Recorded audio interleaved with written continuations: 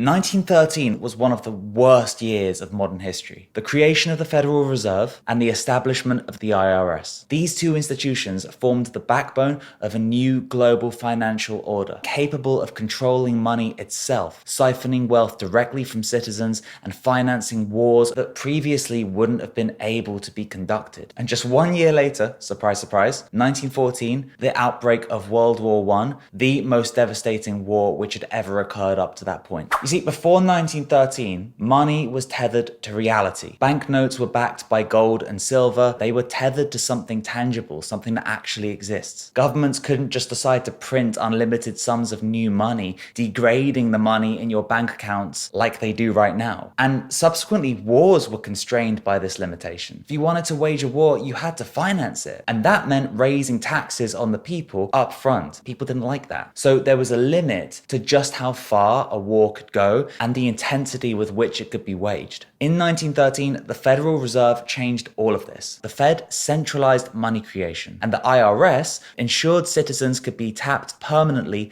to repay the debts that this machine created. The timing is too perfect. With the Fed and the IRS in place, governments could suddenly borrow on an unprecedented level. Paper could be printed at a moment's notice, and the burden of it, the cost of it, could be spread across generations through taxation and inflation. I mean, one thing you often hear today is people going, "Oh, it was much easier for my grandparents to buy a house." Yes, because you now are paying for what your government did back then, which it couldn't afford to do, but it decided to do without consenting you. In 1913, the financial elite set the foundations of the apparatus it needed to create a machine of perpetual debt. And then right on cue, war. When Britain and Germany marched their young men off to the trenches in 1914, both countries relied on central bank credit. The Rothschild family had long operated branches in London and New York and Paris. The crazy thing about World War I, though, is it wasn't just an elite who all had common interests. It was actual brothers. Paul and Max Warburg were both pivotal in funding World War I. Paul, in America, sat on the very first Federal Reserve Board, helping to bankroll the Allies. And his brother Max, in Germany, was a leading banker and advisor to Kaiser Wilhelm. Literal brothers financing the opposite sides in the First World War. The soldiers were taught that what they were fighting for and what they were dying for was for freedom, for honor, for the fatherland, for king and country. In reality, what they were fighting for was to service debts engineered by a global financial elite. Now here's where it gets crazy. Before the Fed's creation, opposition did exist. Three very powerful voices, John Jacob Astor IV, Benjamin Guggenheim, Isidor Straus. What happened to them? All three of them perished on the Titanic. Incidentally, a voyage that JP Morgan also had a ticket on, but conveniently cancelled at the last minute in order to go and meet the Rothschilds in Europe. This isn't conspiracy theory stuff. This actually happened. Another interesting detail, the Titanic itself was actually financed by Morgan's company.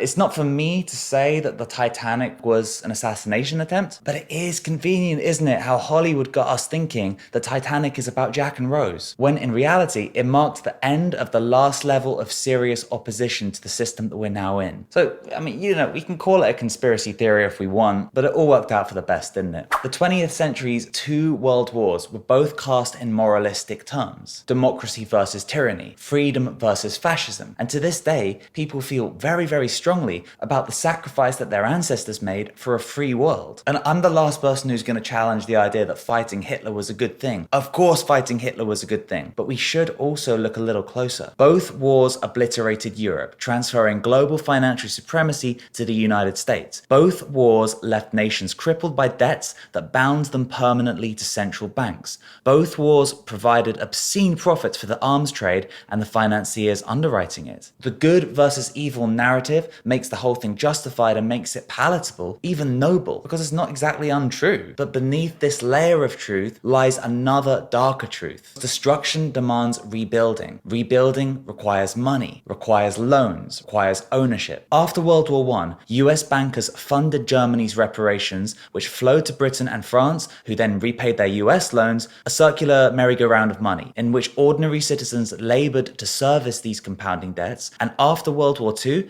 the Bretton Woods system enshrined the US dollar as the world's reserve currency, and the IMF and World Bank as global enforcers, and America's military might as the guarantor. This was not an accident. This was not just something which accidentally fell into into place. It was the logical culmination of a new system designed to make war profitable, to centralize the control of money, and to place citizens permanently into debt that they did not choose to get into. Also, in such a clever way that most citizens don't even realize that they're in debt to it, because they're not paying it directly. They're not paying it through taxation. They're paying it generations later. They're paying it through inflation. So yes, we can call all of this a conspiracy theory if you like, but it's not speculation that Britain, Germany, and later on the US all relied on central bank credit to fund their wars. It's not speculation that financiers profited on both sides, and that to this day they still profit in the same way. It's not conspiracy that these very people are the most powerful people in the world, who hold a lot more sway in what happens than any president or prime minister. And it's not speculation that the IRS and Federal Reserve were created just in time to kick all of this off in 1914. And when you look at current global conflicts, ain't nothing changed.